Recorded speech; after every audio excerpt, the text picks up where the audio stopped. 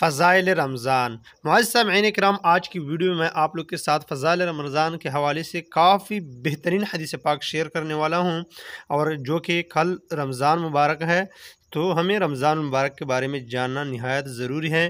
بسم اللہ الرحمن الرحیم۔ نبی کریم صلی اللہ علیہ وسلم کا ارشاد ہے کہ جو شخص قصداً بلا کسی شرعی عذر کے ایک دن بھی رمضان کے روزہ کو افطار کر دے، یعنی رمضان المبارک کا ایک روزہ چھوڑ دے، غیر رمضان کا روزہ چاہے، یعنی رمضان کے بغیر روزہ چاہے، تمام عمر کے روزے رکھے، اس کا بدل نہیں دے سکتا، بدل نہیں ہو سکتا۔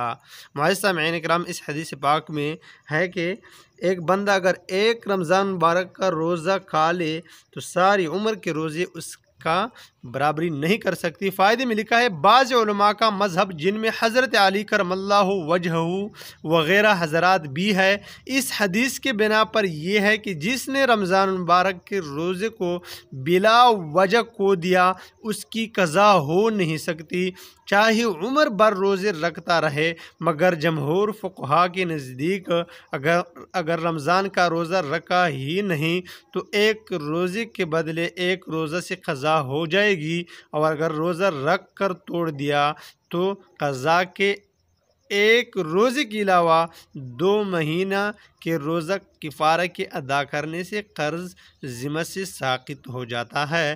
البتہ وہ برکت اور وہ فضیلت جو رمضان المبارک کی ہے ہاتھ نہیں آ سکتی، اور اس حدیث پاک کا مطلب یہی ہے کہ وہ برکت ہاتھ نہیں آ سکتی جو رمضان شریف میں روزہ رکھنے سے حاصل ہوتی ہے۔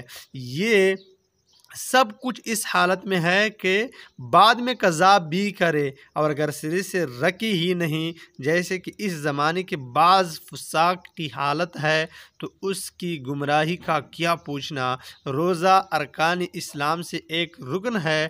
نبی کریم صلی اللہ علیہ وسلم نے اسلام کی بنیاد 5 چیزوں پر ارشاد فرمائی ہے۔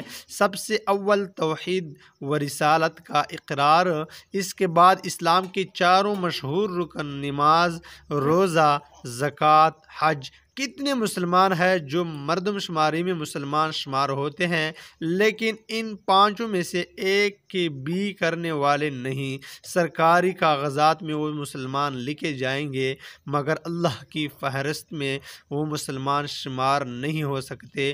حتیٰ کہ حضرت ابن عباس رضی اللہ تعالیٰ عنہ کی روایت میں ہے کہ اسلام کی بنیاد 3 چیز پر ہے: کلمہ شہادت اور نماز، روزہ۔ جو شخص ان میں سے ایک بھی چھوڑ دے وہ کافر ہے، اس کا خون کر دینا حلال ہے۔